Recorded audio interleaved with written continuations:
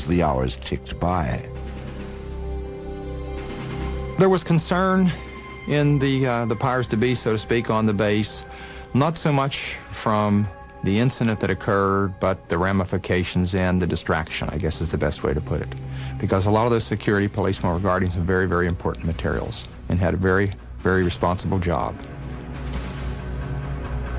In order to get the base back to normal, the military brass dispatched a team of their own police to investigate.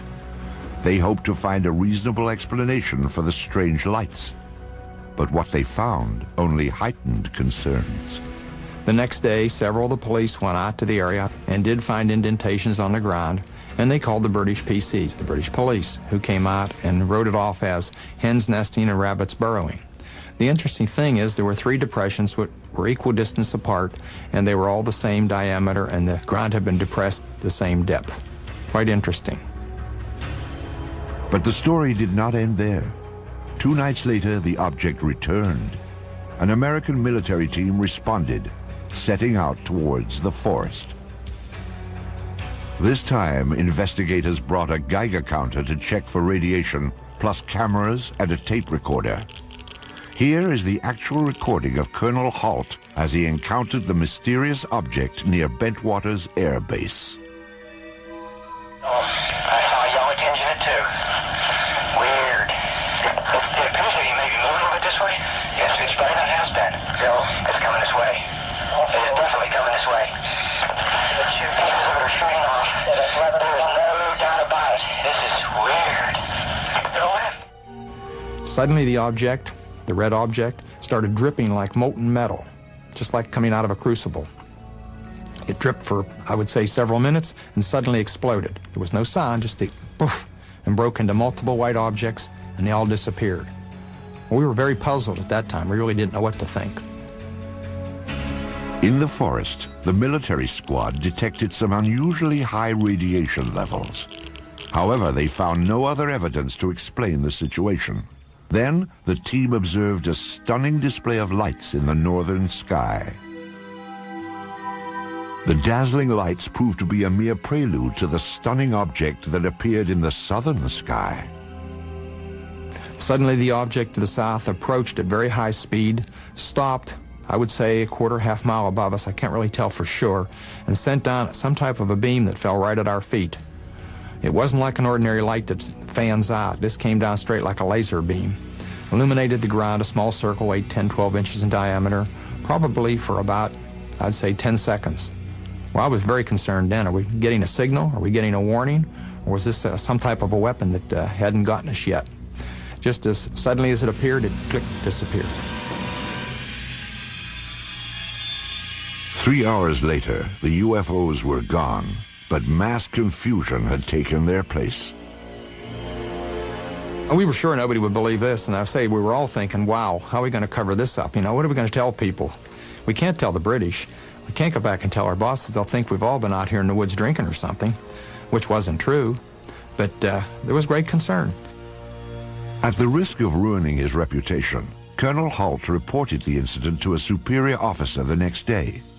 He then turned in his audio cassette from the night before. After a staff meeting, the officer asked Colonel Halt to discuss the matter with the British liaison. The liaison was out of town, so Halt wrote a memo. I wrote a memo which has become somewhat public, I guess, and kind of cleaned it up a little bit and abbreviated what happened. Later in the night, a red, sun-like light was seen through the trees. It moved about and pulsed. At one point, it appeared to throw off glowing particles, and then broke into 5 separate white objects, and they disappeared. I expected a phone call or somebody to drop around to see me real soon. Nothing happened, and nothing happened. You know, days turned into weeks, and I kept asking, well, you know, is there any interest? And finally, it just became a non-issue. Bentwaters' commanders were content to let the matter drop, or so it seemed. But subsequent events would suggest that both the British and the American military regarded the incident at Bentwaters with the utmost gravity.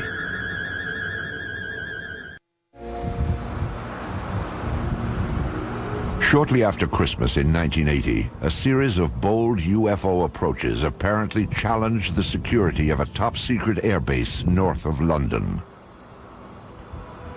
Lieutenant Colonel Charles Halt, Deputy Base Commander of the Joint American-British Outpost, was among the eyewitnesses.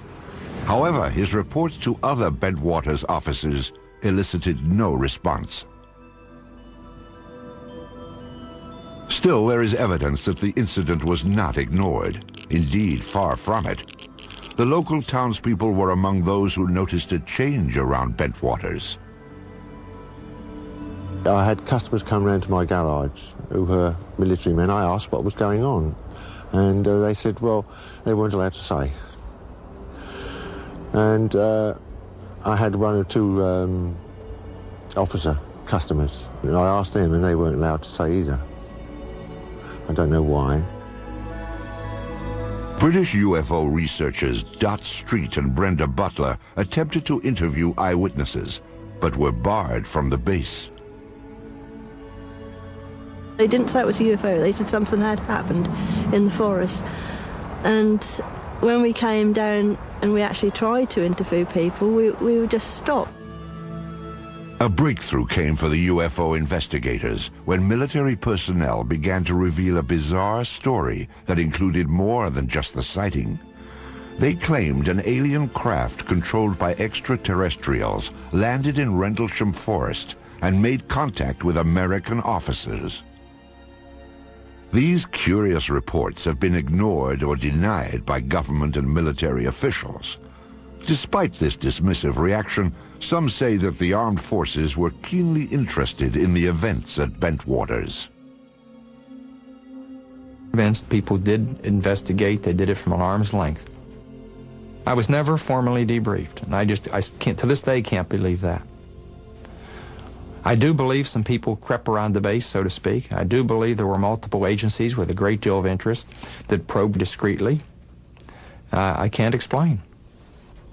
I've had people indirectly approach me trying to pry information out and find out what was going on.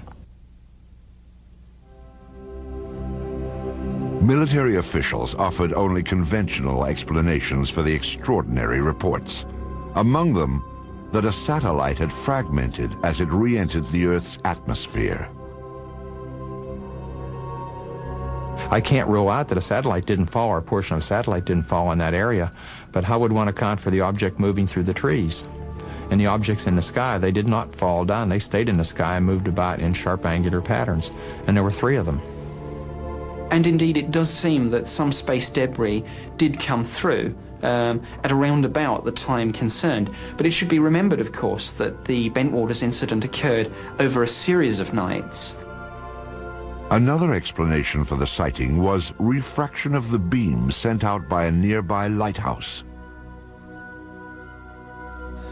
Clearly, something extremely unusual happened. The skeptical explanation that it was the lighthouse light reflecting strangely through the woods doesn't make any sense, because why hadn't they encountered that problem before or since? If it's this lighthouse, the atmospheric conditions would have been such that at some other point it would have happened, but it never did.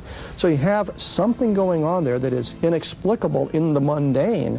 You've got very credible people who are charged with guarding a facility who cannot explain it, and if these people are incompetent, we'd better get them out of there. But none of the military personnel said to be involved were removed from the